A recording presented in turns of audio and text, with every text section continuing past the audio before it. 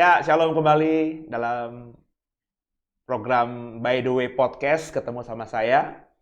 Saya di dalam program ini ngajak banyak teman-teman saya untuk sharing, untuk kesaksian pengalaman hidup mereka.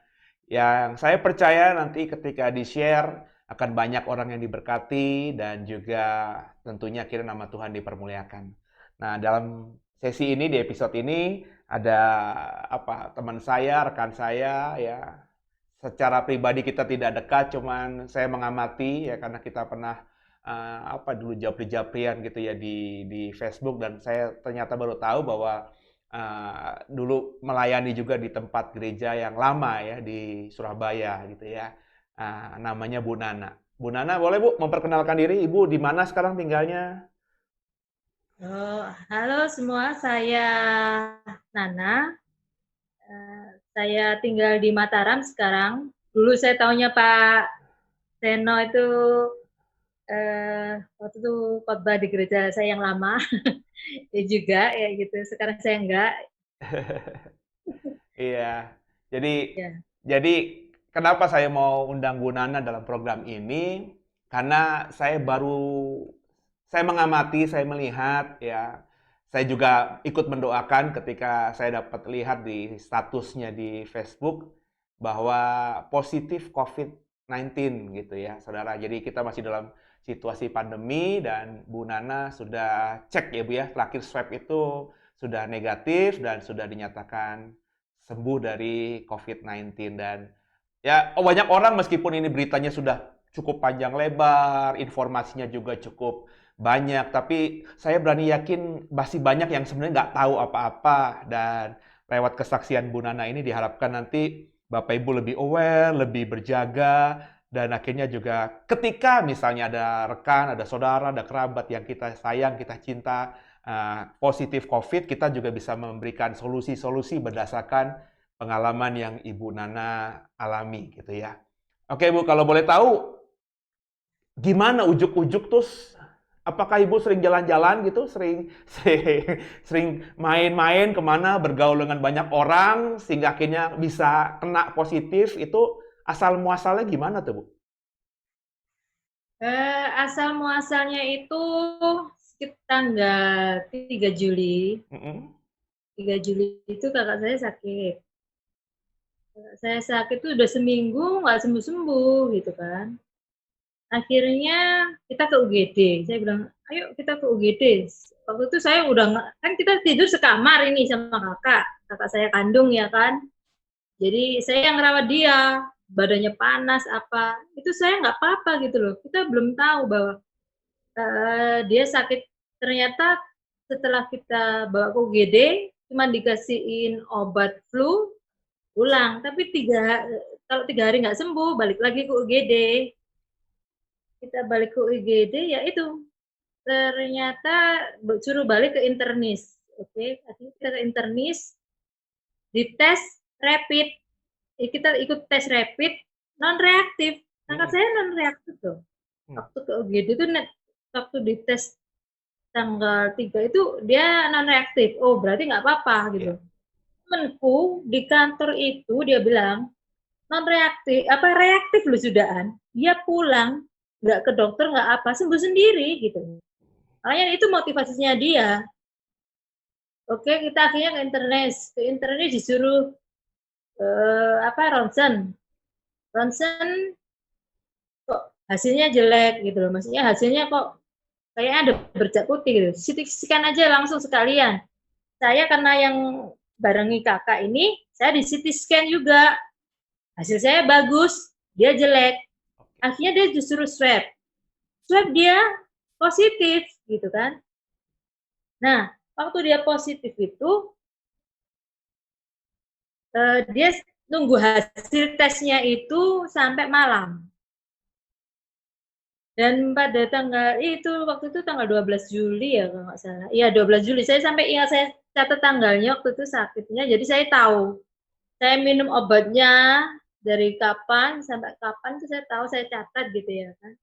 Jadi tanggal 12 Juli itu kakak saya positif, malamnya saya langsung panas gitu loh. Oh. Saya langsung panas karena waktu itu saya stres.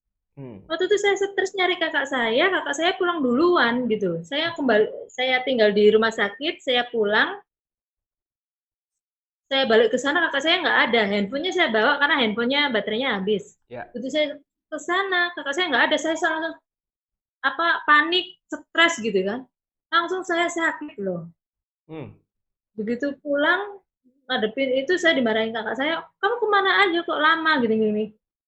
Oh, anjing saya juga kayaknya ketularan gitu kan, dia muntah-muntah juga anjingnya gitu kan. Hmm. Jadi saya bersihin rumah, terus baru saya balik ke rumah sakit waktu itu. Jadi seharian kita di rumah sakit. Padahal waktu di rumah sakit tuh saya semprotin loh, pakai disinfektan segala macam. Saya semprotin. Kakak saya pun tiap hari pakai masker, pakai disinfektan segala macam. Tapi dia akhirnya tertular juga.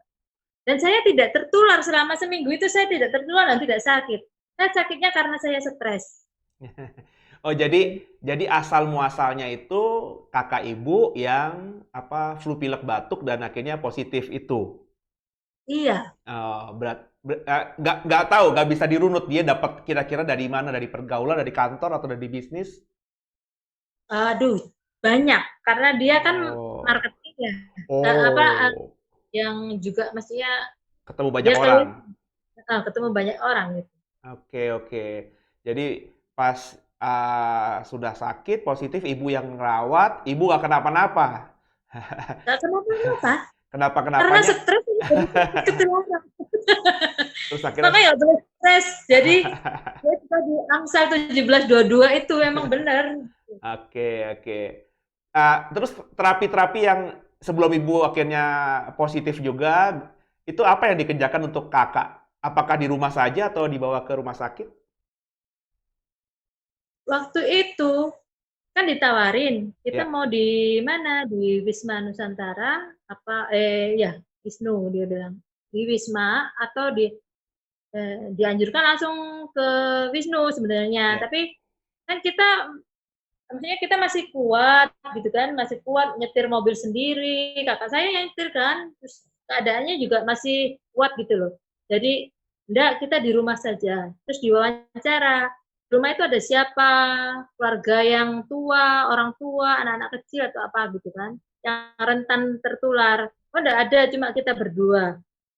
Ada kamar terpisah? Iya ada. Oke nanti boleh isolasi mandiri gitu. Oke, jadi kakak itu isolasi mandiri di rumah. Iya, kita Oke. berdua isolasi mandiri. Oh, terus pas ibu akhirnya stres tadi, terus ibu taunya positifnya gimana ceritanya tuh? Kan selama ini kan belum belum kenapa-napa kan ibu?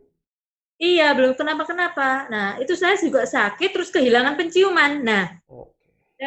hari keberapa itu ada orang COVID, Satgas COVID datang. Satgas COVID datang dengan lengkap dengan tentara, kepala desa, lurah, dari rumah sakit. Kita di video, pakai ada segala macam gitu loh. Jadi kita kayak teroris gitu. Saya suruh masuk, mereka nggak mau gitu kan. Saya sampai kesal waktu itu. Itu pada saat itu ibu sudah positif atau belum? Tidak positif gitu. Oke. Cuman saya belum tahu positif apa enggak. Cuman saya langsung gini, wah saya ini positif karena saya nggak bisa bau. Oke. Sesuai ciri-cirinya itu adalah nggak bisa bau, goreng terasi itu, Nggak bersin. kakak saya udah sembuh, saya yang belum kan. Goreng terasi ini baunya sak rumah. Aku nggak bau-bau gini. Oke. Akhirnya saya libur masak. Terus kakak saya juga gitu, makan marah dia. Ini kamu bikin telur asin banget. Nggak mungkin. Aku garam itu selalu sejimpit. Nggak tak kurangi, nggak tak tambahin. Oh ini berarti lidahnya juga rusak ini. Iya, gitu gitu. Oh, jadi itu kalau saya kronologiskan tuh pertama kakak yang kena, terus kakak dirawat mandiri, terus ibu kena, pas ibu kena tuh kakak sudah oke, secara fisik udah oke. Iya, dia sudah better, Oh, saya yang ganti lagi. Oke. oke, oke. Nah, ibu akhirnya Itu cuma ya kita minum obat Cina itu, Pak, oh, seperti itu. Nanti ibu kirain iklan. ibu akhirnya di swab gitu untuk tahu yakin positifnya apa enggak? Iya, hari ketiga. Hari ketiga kalau nggak keempat saya langsung disuruh swab. disuruh ke rumah sakit, disuruh swab waktu itu. Saya nganterin kakak saya swab, saya mau di-swab saya nggak mau. Saya berpikir gini, ih ngapain juga ya bayar 1.250.000 bayarnya mahal gitu kan, swab dia belum tentu sakit gitu kan. Saya nggak sakit waktu itu masih belum, waktu kakak saya swab. Ternyata saya mulai sakit saya baru nggak mau saya swab lah. Ternyata itu ditanggung pemerintah gitu loh. Saya nggak bayar gitu kan. Iya. Bener-bener yang Tuhan itu pelihara banget gitu. Bener-bener Tuhan pelihara. Waktu itu ada penglihatan sih sebelum sakit tadi penglihatan tuh circle gitu loh. Untuk masuk ke dalam badai. Oh. Berulang-ulang ini apa sih kok penglihatan circle terus. Terus akhirnya saya berdoa, terus jawaban itu adalah titik tengah badai gitu, di tengah badai. Jadi kamu harus diam di tengah badai. Tuhan ada rencana di situ. Ya udah saya imani di situ bahwa saya oke, ada sesuatu yang akan terjadi yang saya harus diam gitu. Maksudnya harus mengalami itu dengan sukarela gitu kan. Ya, ya ini salah satunya saya saya terima yang Tuhan kasih itu. Nah, sebelum nanti saya nanya soal bagaimana Ibu caranya untuk memulihkan diri. Nah, ketika di rumah berdua itu isolasi mandiri, itu kebutuhan-kebutuhan makan, belanjaan itu gimana tuh ceritanya? Karena saya nggak bisa bau, nggak bisa ngerasa, libur dah, masa Nah, ya kan. Lagian saya juga badan saya nggak enak gitu kan. nah, Pertama kakak saya nggak ngerti kan kalau saya sakit juga masih masak, saya apa gitu kan, masak India gitu kan.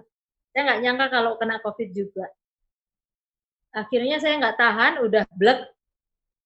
Akhirnya kita beli pakai GoFood, beli Grab, GoFood gitu, bayarnya online. Saya pesan apa bayar online, tidak bersentuhan dengan luar kan, gitu. oh, jadi di Enggak, ditaruh pagar aja, Pak. Tetangga kasih, taruh di atas pagar aja, Bu. Jadi orangnya pergi baru saya ambil gitu. Oke, oke. Tetangga-tetangga tahu dong akhirnya ya? Ya jelas lah, Pak, kita beken. Nggak usah di viral dah di kampung. Gimana nggak viral? Sengaja tanyanya salah-salah alamat gitu. Salah alamat gitu. C10 dibilang C10, cari-cari di C10 orangnya kena COVID gini-gini. Wah, udah dah, menyebar dari kampung ke kampung. Oke. Nah, apa, anak-anak tahu nggak situasi Ibu gimana? Oh iya, langsung semuanya panik, terus "Oh mama kenapa?" gitu. Nggak apa-apa, lihat mama aja biasa aja, kalian kok panik?" Itulah saya masukin. Nggak. Jadi COVID ini seperti sakit flu biasa ya bilang tuh, nggak yang terlalu yang serem digambarkan orang-orang gitu kan. Kayak flu Oh. biasa cuman sembuhnya lama gitu tok. Oh, Jadi nah, oh, jadi saya masih maksudnya ketinggalan yang penyakit lama itu diundang gitu loh. oke. Sifatnya dia itu seperti itu, sifatnya COVID itu katanya gitu. Katanya yang orang rumah sakit loh, dia bilang gitu. Jadi kalau nggak punya penyakit sebelumnya sih sebenarnya biasa aja ya. Biasa aja. Ya, oke. Kakak saya aja udah biasa aja. Dia habis brand Saripati Atyam itu 2 dus. Yang ini makanya dia udah fit, udah kemana-mana dah. Oke, oke, oke. Nah, Saya terus, ini nggak suka minum obat kan dari kecil tuh sembuh sendiri. Minum obat saya buang di kolong gitu kan. Mau nggak mau sekarang saya harus minum gitu. Kalau saya lupa minum gitu, rasanya langsung kayak digempur gitu loh. COVID itu begitu. oh,